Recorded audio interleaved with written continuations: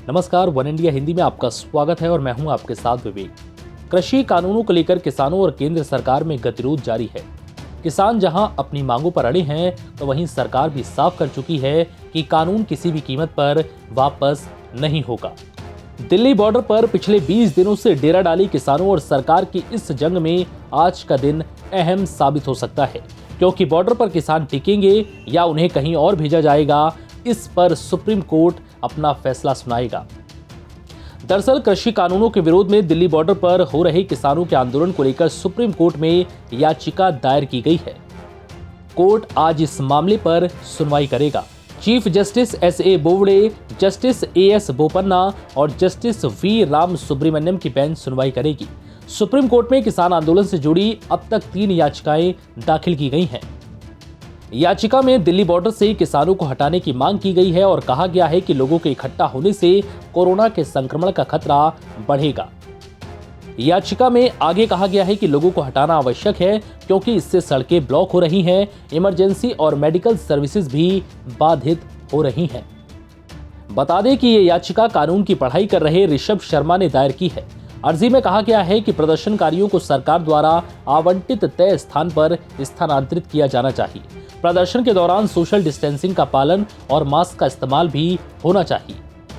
किसानों से जुड़ी एक और याचिका पर सुप्रीम कोर्ट में सुनवाई है। अर्जी में कहा गया है कि सुप्रीम कोर्ट केंद्र सरकार को किसानों की मांग पर विचार करने का निर्देश दे।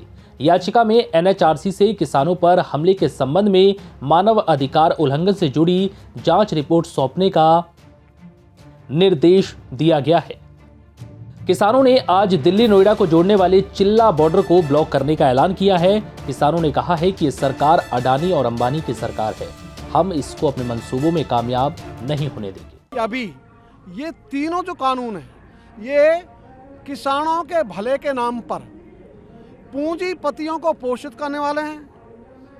पूंजीपतियों को कृषि उपजों के व्यापार पर एकाधिकार देने वाले हैं।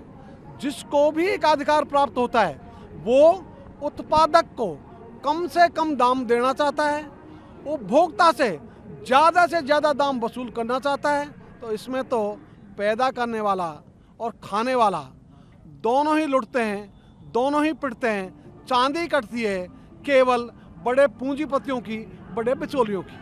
बता दें कि दिल्ली बॉर्डर पर कृषि कानूनों के खिलाफ 20 दिनों से किसानों का आंदोलन जारी है। कृषि कानूनों की वापसी को लेकर किसान अड़े हैं, तो सरकार संशोधन का प्रस्ताव दे रही है। किसान लगातार सरकार के प्रस्ताव को ठुकरा रहे हैं, साथ ही वो अपने आंदोलन को गति भी दे रहे हैं। फिलहाल इस वीडियो में इतना ही। नमस्कार।